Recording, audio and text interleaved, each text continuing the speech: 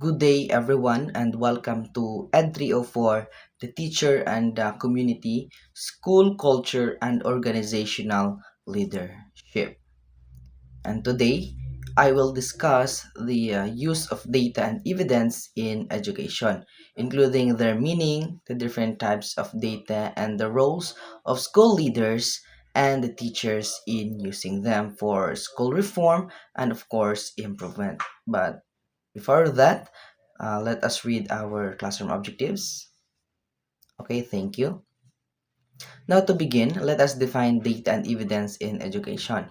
Now in education, data refers to information collected about students, teaching, and school processes. Examples includes test scores, attendance records, classroom observations, and of course the survey responses. And according to the OECD in 2021, data describe what is happening in a school, but they do not explain why it is happening. That's why evidence, on the other hand, is data that has been analyzed and interpreted. When data are examined and given meaning, they become evidence. And according to the Education Endowment Foundation in 2020, they explains that evidence helps educators and school leaders make informed decisions, plan interventions, and evaluate whether teaching strategies or school programs are effective. Next, let us discuss the types of data in education. Now, the first data in education is what we call the student learning data. Now, this includes information about students' academic performance and participation, such as test scores, quizzes, assignments, attendance, and of course the dropout rates. Now, these data are used to identify learning gaps, track progress, and guide interventions to improve student achievement. Now, the second is the teacher and instructional data. This refers to information about teaching practices and teacher performance, including like classroom observations, teacher evaluations, and professional development records. Now, these data help improve the instruction and support teacher growth. Now, the third one is the school climate data. Now, the school climate data focuses on the school environment and the experiences of students, teachers, and staffs. For example, it includes the student satisfaction surveys, the parent feedback, and disciplinary records. Now, this data helps assess school culture and promote a safe and supportive learning environment.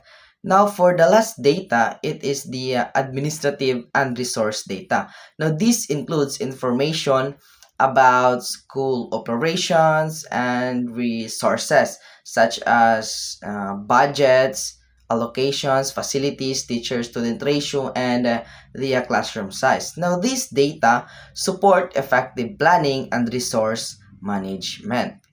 And now, let us move on to the roles of school leaders and teachers in using data and evidence. Now, school leaders play a crucial role in promoting a data-informed culture. They encourage decision-making based on evidence rather than assumptions. Now, leaders also support data collection and interpretation by providing teachers with proper tools, training, and resources. Now, in addition, school leaders use evidence for strategic planning and resource allocation. Now, evidence helps them design school improvement plans, monitor progress, and ensure accountability. Like, for example, if a principal notices low literacy rates based on assessment data, they can work on with teachers to implement a targeted reading program and monitor its effectiveness.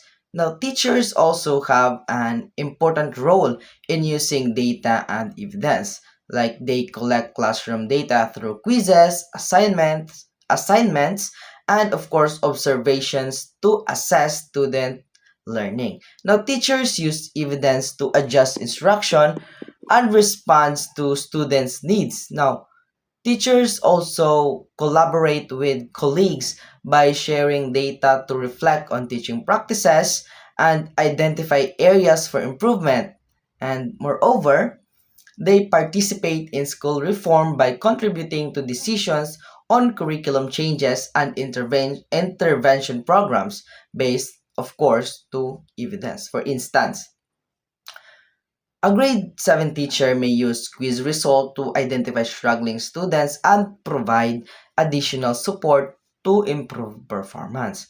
However, there are challenges in using the data and evidence. Now, this includes limited data literacy among teachers, incomplete and unreliable data, resistance to change, and lack of resources such as time, technology, or personnel. Now, these challenges can limit the effective use of evidence in school reforms.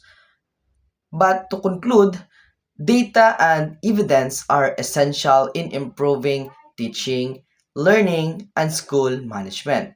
When school leaders and teachers work together to use evidence effectively, schools become more informed, responsive, and capable of meaningful reform. Thank you, and that concludes my report.